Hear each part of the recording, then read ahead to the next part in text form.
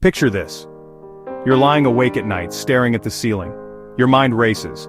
Not about the future, but about the past. Words you wish you hadn't said. Opportunities you let slip by. Relationships you neglected. Regret. The silent weight that presses on your chest when the world is quiet. Now imagine a voice reaching across nearly 2,000 years telling you, it is not that we have a short time to live, but that we waste much of it. Those are the words of Seneca, the Roman philosopher, statesman, and mentor to emperors. He lived in the palace of Nero, walked in the corridors of power, and still understood what we all feel. That time, once gone, can never be reclaimed. This is not just ancient wisdom, this is survival. And today, we'll explore Seneca's guide to a life without regret. How he learned it, how he lived it, and how his lessons can rescue us from wasting the one thing we cannot buy back: time. Seneca was born in Spain around 4 BCE, but he grew up in Rome, the heartbeat of the empire. His father was a wealthy orator, and Seneca was raised in privilege. From a young age he studied philosophy, not as an abstract subject, but as a way of survival. Because in Rome, politics could kill. Seneca rose to prominence as a brilliant writer and lawyer, but his brilliance caught dangerous eyes. Under Emperor Caligula, his success nearly cost him his life. Later, under Emperor Claudius, he was exiled to the island of Corsica for 8 long years. There, far from the luxury of Rome, Seneca faced despair. He wrote of the futility of wealth, the fragility of power, and the value of wisdom. Summoned from exile, Seneca became tutor to the boy who would one day be emperor, Nero. But power corrupts, and Nero descended into tyranny. For years, Seneca walked a razor's edge, trying to temper a mad emperor while surviving his wrath. Why do we feel regret? Because we believe the past could have been different. We replay choices as if by wishing hard enough we could rewrite them. But Seneca understood the trap.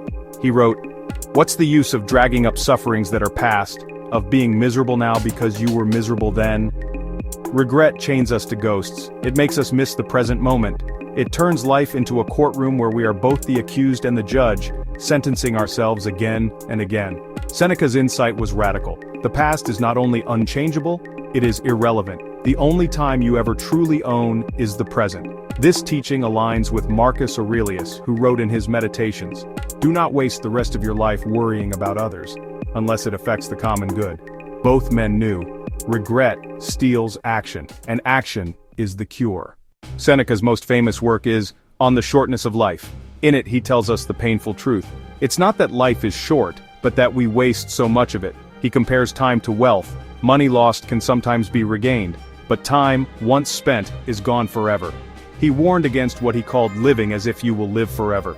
We delay our dreams, we put off apologies, we push aside joy, thinking there will be more time later, but there won't always be. Seneca urged, begin at once to live, and count each separate day as a separate life. This urgency is echoed by Epictetus, who told his students, how long are you going to wait before you demand the best for yourself? And Marcus Aurelius, writing on campaign in a freezing tent, reminded himself, you could leave life right now. Let that determine what you do and say and think. Together these Stoics scream across centuries, your life is slipping through your fingers. Stop wasting it on regret. Stop wasting it on distractions. Live now. Seneca's wisdom comes alive in his letters to Lucilius, written near the end of his life. These letters were not polished essays, but intimate conversations. They covered fear, wealth, friendship, death, and above all, how to live fully without regret. He wrote, "It is not that we have a short time, but that we waste much of it. Life is long enough, and it has been given in sufficiently generous measure, to allow the accomplishment of the very greatest things, if the whole of it is well invested." In another letter he tells Lucilius, "You are afraid of dying. But come now, is this not the greatest foolishness to fear something inevitable? Death is not the end of life, but its condition. Every day we live, we are dying." Seneca's words sting, but they awaken us. They force us to ask, how am I spending today? Not yesterday, not tomorrow, but today. Because if today is wasted, regret is guaranteed. If today is lived well, regret dissolves. Seneca lived with immense wealth, but he warned constantly of its trap. It is not the man who has too little, but the man who craves more, that is poor.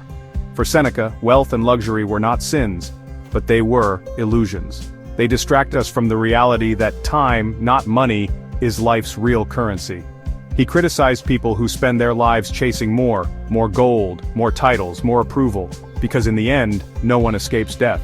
Epictetus, who was born a slave, agreed, "Wealth consists not in having great possessions but in having few wants." And Marcus, surrounded by Rome's riches, reminded himself to eat and drink like a man, not like an emperor. Regret comes from misvaluing what matters. You won't regret not owning another mansion, but you might regret not saying "I love you." You might regret not living with integrity. Seneca asks us, what in the end will you wish you had done differently? Whatever your answer, do it now. At the heart of Seneca's philosophy is death, not as a horror, but as a teacher. He wrote, "Rehearse death." To say this is to tell a man to rehearse his freedom. A man who has learned how to die has unlearned how to be a slave. Why? Because fear of death is the root of all regret. We delay, we compromise, we live half lives because we think we'll live forever. But when you accept death as certain, you stop waiting. You live urgently, fully, honestly. Seneca himself faced this truth when Nero ordered him to die. Calmly, he opened his veins and spoke philosophy to his friends as life faded. He lived his teachings. No regret, no begging, only acceptance. Marcus echoed this in his meditations. Do not act as if you were going to live 10,000 years. Death hangs over you. While you live, while it is in your power, be good. And Epictetus told his students to kiss their loved ones as if it might be the last time, not with sorrow but with gratitude. To live without regret, you must make peace with death. But what does this mean for us? We're not senators, emperors, or slaves. We're ordinary people in a world of smartphones, deadlines, and endless distractions. Yet Stoicism speaks to us now more than ever. We waste hours scrolling, comparing ourselves, chasing approval. Seneca would call this the greatest poverty. He would tell us, every moment spent mindlessly is regret in the making. Instead, take control of your attention. Choose how you spend your time. Invest it like gold. We live in an age of anxiety. Epictetus reminds us, it's not what happens to you but how you react to it that matters. In other words, peace is not about controlling the world, but mastering your mind. Marcus adds, you have power over your mind, not outside events. Realize this, and you will find strength. The Stoic message for us is clear. If you want to live without regret, focus less on outcomes, more on actions, less on the past, more on the present, less on what others think, more on who you are becoming. From Seneca, Marcus, and Epictetus, we can distill 3 antidotes to regret. Clarity of values. Know what matters to you and act on it. Don't waste time chasing what others praise. Daily awareness. Begin each day by remembering it could be your last. This is not morbid, it is liberating.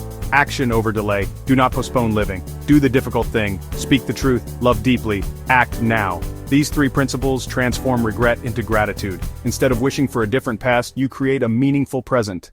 Seneca's life was filled with contradictions. Wealth and philosophy, power and vulnerability. Yet his writings cut through time with breathtaking clarity. He did not promise immortality. He did not promise comfort. He promised something greater, a life without regret if you live each day as if it were enough. His death under Nero was not a tragedy, it was a demonstration. He showed that philosophy is not words on a page, but the way we face our final hour. His voice remains, urging us across the centuries. Life is long if you know how to use it.